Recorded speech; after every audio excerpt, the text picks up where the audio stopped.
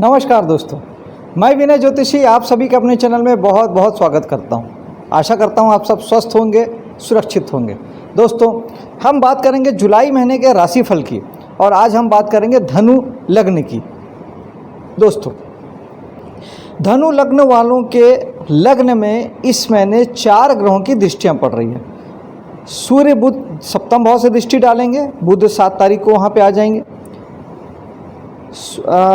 मंगल की 8वीं दृष्टि पड़ेगी आपके 6ठे भाव से और शनि की 10वीं दृष्टि पड़ेगी आपके 4थे भाव से।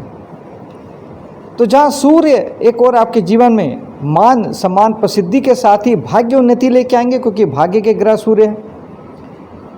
मंगल थोड़े से खर्चे को भी बढ़ाएंगे और कहीं ना कहीं आपके जीवन में एक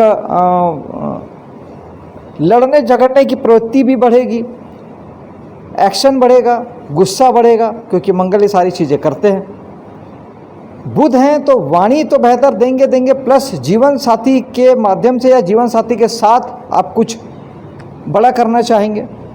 और शनि की दृष्टि है जो कि तमाम तरह के जीवन से जुड़ी हर बात के लिए आपको जिम्मेदारी सुनिश्चित करती है। विशेष तौर पे शनि भगवान चाहते हैं कि आप अपनी ऊर्जा, अपनी व्यक्तित्व, मकान, प्रॉपर्टी, घर का सुख, मन की शांति, माँ, इन सब के पीछे आपकी ऊर्जा थोड़ी लगे, ऐसा शनि चाहते हैं। ये एक समग्र रूप से आपके लग्न पे 4 ग्रहों की दृष्टि है जो आपको इन दिशाओं में लेके जाती है। धन भाव की बात करें तो वहाँ बृहस्पति की दृष्टि है। बृहस्पति की बहुत सौभाग्यशाली दृष्टि है दोस्तों, क्योंकि बृहस्पति हालांकि अष्टम भाव से दृष्टि डाल रहे हैं, उच्च के बृहस्पति हैं, लेकिन अष्टम भाव हमारा दूसरे का पैसा होता है या हमारा बिना कमाया हुआ पैसा होता है, जो आपको जीवन साथी के माध्यम से मिल सकता है, ससुराल के माध्यम से मिल सकता है, और जो आपको आपने जहाँ कोई पुराना इन्वेस्टमेंट करके आप भूल गए हों या कहीं कोई पुश्तैनी पैसा आपको इस तरीके से आपको प्राप्त हो सकता है। बहुत शुभ है ये और होगा ही होगा।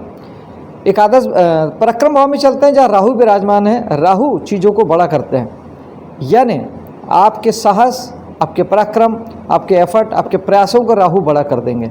जो लोग यहाँ के काम करते हैं उन्हें चाहिए, कमीशन दलाली का काम आप करते हैं, ट्रेवलिंग का बिजनेस में आप हैं, लाइसेंसिंग का काम आप करते हैं, साहस से जुड़ के पुलिस में हैं, मिलिट्री में हैं, कोई भी स्पोर्ट्स साहस वाला खेलते हैं, इस तरह के जो भी काम है, घर से दूर रह के काम करते हैं, तो आपको चाहिए कि आप अपने काम पर ही फोकस करें, क्योंकि राहु इस समय भटकाने की कोशिश कर सकते हैं।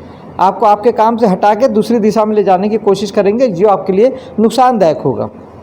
भटकाव राहु का निगेटिव पक्ष है, नकारात्मक पक्ष है, और आप एकाग्र होकर अपने काम को करते हैं, ये उसका सकारात्मक पक्ष है। अपने काम को आप बड़ा कर लीजिए। उदाहरण के लिए आप ट्रैवलिंग का बिजनेस करते हैं, आपकी 2 गाड़ियाँ चल रही है, आप उसे 3 और 4 गाड़ी में बदल लीजिए, आपका बिजनेस अच्छा चल जाएगा, बनिस्बत इसके कि आप बिजनेस को चेंज करें। शुक्र की दृष्टि यहाँ पर भाग्य से पड़ेगी। भाग्य में बैठे हुए शुक्र दृष्टि डालेंगे, यानी इस समय में आपके साहस और पराक्रम से जुड़ के जो आप पराक्रम करने वाले हैं उसमें भाग्य का साथ भी होगा और आपके काम पूर्णता की ओर पहुंचेंगे। आप अपने कामों को कर पाएंगे, अंजाम दे पाएंगे। चौथे भाव में चलते हैं जहाँ शनि विराजमान है। दोस्तों, शनि जहाँ होते हैं वहाँ के लिए आपको जिम्मेदार बनने के लिए कहते हैं, यानी आपको इस समय में माँ के लिए, मन की शांति के लिए, निजी परिवार के लिए, गाड़ी के लिए, मकान के लिए, घर के सुख साधन के लिए, लग्जरी के लिए, इन सारी बातों के लिए आपको जिम्मेदारी लेनी है, उसे पूरा करना है। ये नहीं करेंगे तब शनि आपको दुख देंगे। फिर भी शनि के उपायों की बात हम कर लेते हैं। ओम शनिश्चराय नमः आप 1 माला या 10 मिनट जाप कर सकते हैं। भगवान शनि को सरसों का तेल चढ़ाना बहुत अच्छा है। हनुमान जी की साधना बहुत अच्छी है। गरीब तबके के लोगों का मान करना, सम्मान करना, उनकी मदद करना भी बहुत अच्छा है। और शनिवार का व्रत रहना, भगवान शनि को सरसों का तेल चढ़ाना, ये तो ऑलवेज बहुत अच्छा है। चलते हैं यहाँ पर। हाँ, यहाँ पर बृहस्पति की दृष्टि भी है दोस्तों। बृहस्पति की 9वीं दृष्टि पड़ेगी 8वें भाव से। हालांकि बृहस्पति 8वें भाव से देख रहे हैं, लेकिन दोस्तों 8वां भाव पुश्तैनी प्रॉपर्टी का है और 4था भाव प्रॉपर्टी का है। तो यानी आपको इनहेरिटेंस का है 8वां भाव, बाप दादाओं से मिला हुआ, वो चाहे प्रॉपर्टी हो या पैसा हो। तो इस समय में आपको बाप दादाओं से या पुश्तैनी प्रॉपर्टी मिलने की पूरी संभावना बनती है। ससुराल से भी आपको प्रॉपर्टी मिल सकती है और आपको जीवन साथी के माध्यम से भी प्रॉपर्टी में आपकी सहायता आपको हो सकती है। जीवन में सुख साधन, लग्जरी भी प्राप्त हो सकता है इन्हीं जगहों से। पंचम भाव में चलते हैं जहाँ के स्वामी मंगल छठे में चले गए।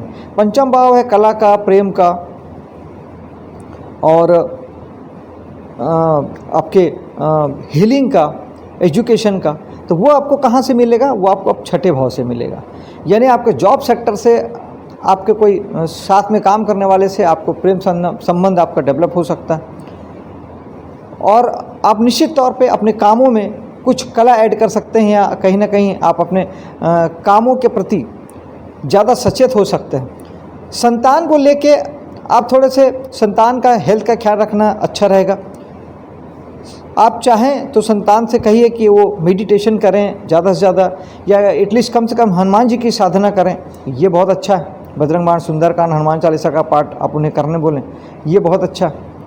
और छठे भाव में अगर हम आपकी बात करें मंगल की, तो छठे भाव के मंगल आपके लिए लड़ाई झगड़े को बढ़ाने वाले साबित हो सकते हैं, इसलिए कंट्रोल करना है, लड़ाई झगड़े से बचना है। रोग बीमारी है तो डॉक्टर को दिखा लेना है। सर्विस सेक्टर के लिए मंगल अच्छे हैं, आपको साहस देंगे, ऊर्जा देंगे, आपको ज़्यादा से ज़्यादा एनर्जी देंगे, अग्रेशन भी देंगे। लड़ाई झगड़े से बचें, विवाद की स्थिति में टालें काम की जगह पे। और शनि की दृष्टि, शनि तो चाहते ही हैं कि आप अगर सर्विस सेक्टर में हैं, आप नौकरी करते हैं या सेवा देते हैं, तो उस स्थिति में आपको जिम्मेदारी लेनी है, ज़्यादा से ज़्यादा जिम्मेदारी लेनी है और हार्डवर्क करना है, तो शनि आपके ठीक रहते हैं। सप्तम भाव में चलते हैं जहाँ सूर्य बुध की युति, 7 तारीख को बुध आएंगे, सूर्य यहाँ 15 तारीख तक रहेंगे। आपके जीवन साथी के जीवन में मान सम्मान प्रसिद्धि लेके आएंगे और आपके लिए भी जब आप व्यापार अगर करते हैं तो वहाँ पर एक अच्छी स्थिति बनाएंगे। सूर्य भाग्य से, निश्चित तौर पे आपके भाग्य से आपके काम व्यापार में उन्नति होगी। जीवन साथी के जीवन में भी आगे बढ़ने वाली बातें होंगी, मान सम्मान प्रसिद्धि उन्हें भी प्राप्त होगा। विदेश यात्रा इस समय में हो सकती है।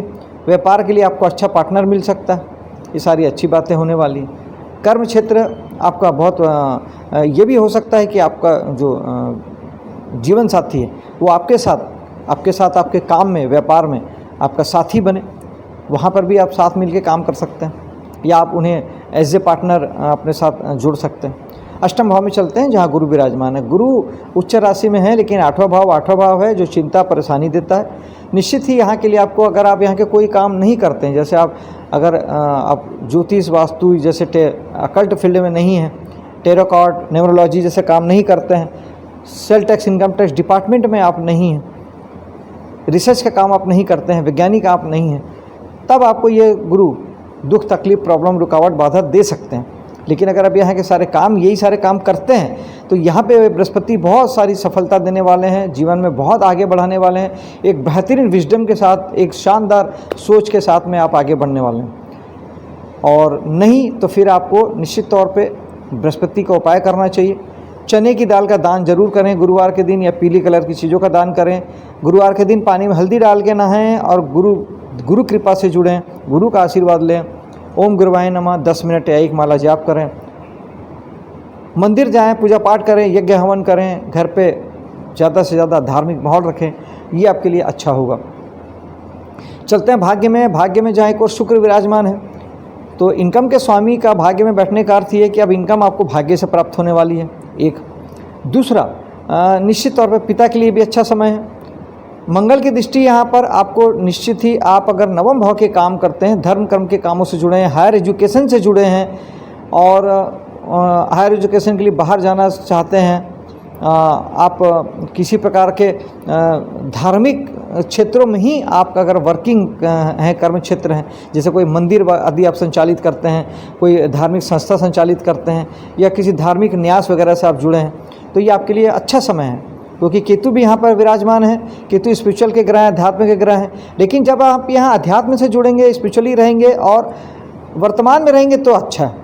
आप अगर यहाँ से बहुत ज़्यादा होप लगाएंगे, बहुत सारी कहानी बनाएंगे, भविष्य की योजना से जुड़ेंगे, मोह माया पालेंगे, तब आपको तकलीफ होगी। यही बात पिता के साथ भी लागू होगी, क्योंकि केतु यहाँ विराजमान है। पिता से अगर आपने बहुत ज़्यादा अपेक्षा लगाई तो पिता से डिटैचमेंट हो सकता है, केतु ये कर सकते हैं, अलगाव हो सकता है। लेकिन आप पिता से ज़्यादा इच्छा कामना मत लगाइए। बस सामान्य जीवन अगर आप जीते रहते हैं, पिता को लेके वैरागी या तटस्थ रहते हैं, तो आपके लिए ये अच्छा है। भाग्य भी साथ देगा और पिता भी साथ देंगे। दसम भाव में चलते हैं जहाँ शनि की दृष्टि आपको निश्चित तौर पे हार्ड वर्क के लिए कहती है। अपने कर्म क्षेत्र में हार्ड वर्क कीजिए, यही शनि की इच्छा है।